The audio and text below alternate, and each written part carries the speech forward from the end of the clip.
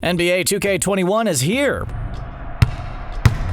But that shouldn't come as a surprise.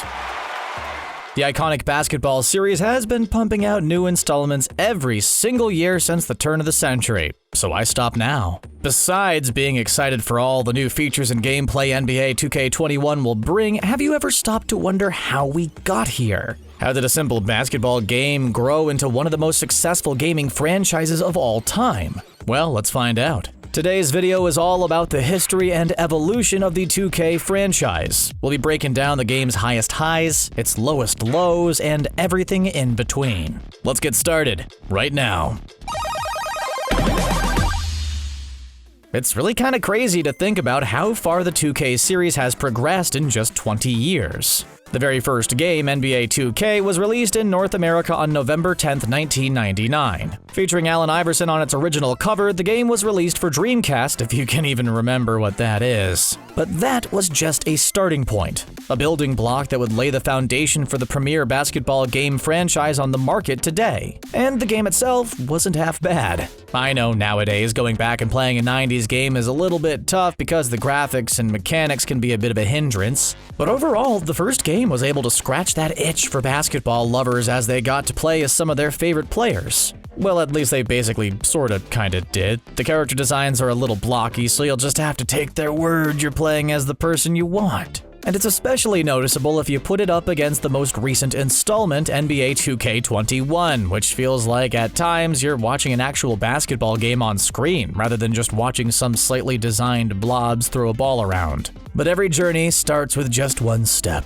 And the original game, NBA 2K, was an awesome start, and the story behind its development is a whole lot of fun. So with this new Dreamcast thing, Sega really wanted to highlight their new graphics, and on top of their more whimsical and action-packed games, they really wanted something grounded. So they gobbled up the video game developer company Visual Concepts, who had experience with this type of thing, and got them to work right away on new sports simulator games. The crown jewel of all of them, which included things like NFL 2K, NHL 2K, and obviously NBA 2K. But everybody knows starting something new takes a little bit of a learning curve, and the game, although well received, really didn't reach its full potential. But the success of it led to Sega releasing NBA 2K1, also exclusively made for the Dreamcast, that had the added features of a street basketball mode, as well as online multiplayer. But hold your horses! Online multiplayer was a little bit different back in 2000 than it is today. You had to use a phone cable to hook your Dreamcast up to the internet, and then you could play with other Dreamcast users all around the world.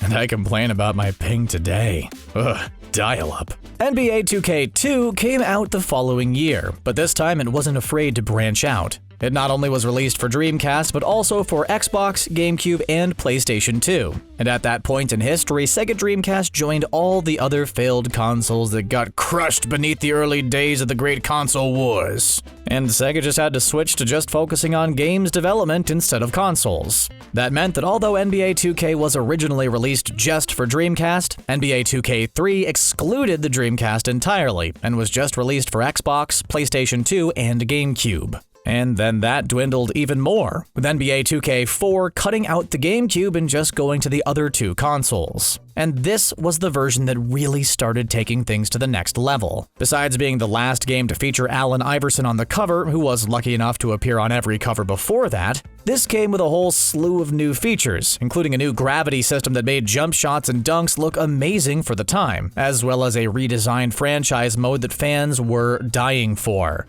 NBA 2K5 was another slight improvement with some added tweaks, but it's NBA 2K6 that really vaulted the franchise up a level. You see, behind the scenes, things were changing. In 2005, Rockstar's parent company Take-Two Interactive bought Visual Concepts, and the Sega Sports side of it was remodeled directly into a new division called 2K Sports. On the whole, not a whole lot changed between 2K5 and 2K6 in terms of gameplay, but there was a solid graphic update. New animations for layups, dunks, and steals, as well as fun new slide features like building your own crib that you could design how you want it using the credits you earn in the game. It just overall expanded the world of the NBA 2K franchise, and it was a total slam dunk. Okay. That's the only basketball pun I'll make here, I promise. But what I mean is that it's crazy how fast the NBA 2K series was expanding, and it only got better from there.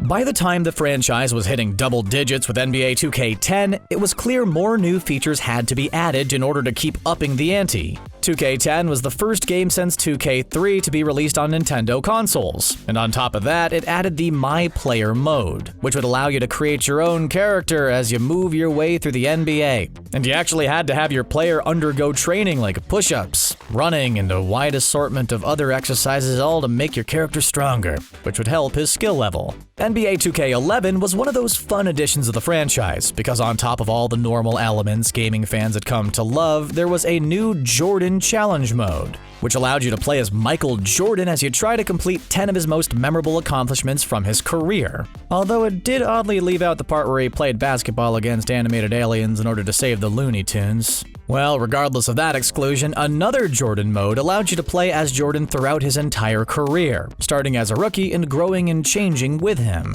I think this was a really fun turning point, because the next games in the franchise both highlighted all the new stats and players, but also kept its eye on the past. Like 2K12 introduced its NBA Greatest mode, which allowed gamers to not only play as past NBA All-Star teams or players, but also recreate some of the most iconic matchups and moments in NBA history. Moving through the timeline, I've got to highlight NBA 2K14 just because of its focus on LeBron James. Not only is LeBron on the cover of the game, but it also included a new LeBron Path to Greatness mode, which was similar to the Jordan Challenge mode, but a little more trimmed down. It had players being able to play as LeBron as you tried to win multiple rings throughout his career. But you want to know why I really wanted to talk about this game? Because LeBron James had final say in the game's soundtrack. There's just something about that I think is so funny. But the focus on LeBron worked, as it became the franchise's best-selling game to date. And from here, it's really all just forward momentum. The franchise had clearly grown into a juggernaut, and everybody seemed happy with picking up the latest 2K game every year. After a little bit of a lull in sales in the early years, the addition of the previously mentioned Jordan Challenge in 2K11 helped put the franchise on the top 10 best-selling video game charts of that year.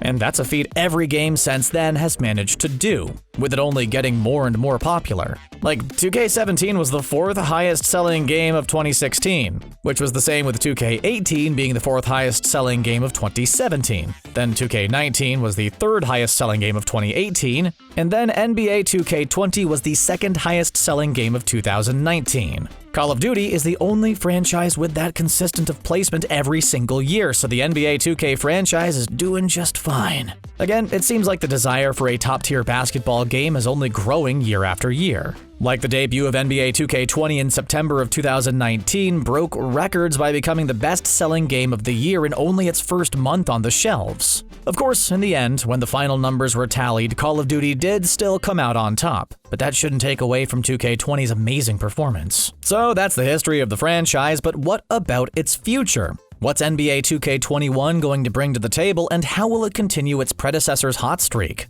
Well, here's everything you need to know. It's going to be released on Xbox One, PlayStation 4, Nintendo Switch, and the PC. And here's something fun. We all know we're on the cusp of the next big console upgrade, with the PS5 and Xbox Series X being released this year. If you want to go out and buy NBA 2K21 immediately, but then get a new console just a few months later, all your progress and stats will carry over, so you don't have to worry about it. There are 3 different versions of the game that you can buy, and each comes with a different athlete. Damian Lillard is going to be on the cover for current-gen consoles like the Xbox One and PlayStation 4. Zion Williamson will be on the cover for the next-gen consoles I mentioned before, and then lastly, the late, great Kobe Bryant will be honored on the cover of the special edition version of the game called Mamba Forever. Now, although NBA 2K21 is a huge deal, there's not really any radical new additions to the game when it comes to gameplay. There's pro stick shooting upgrades, 40 new jump shot landings, 50 new size ups, etc., but overall if the system isn't broken,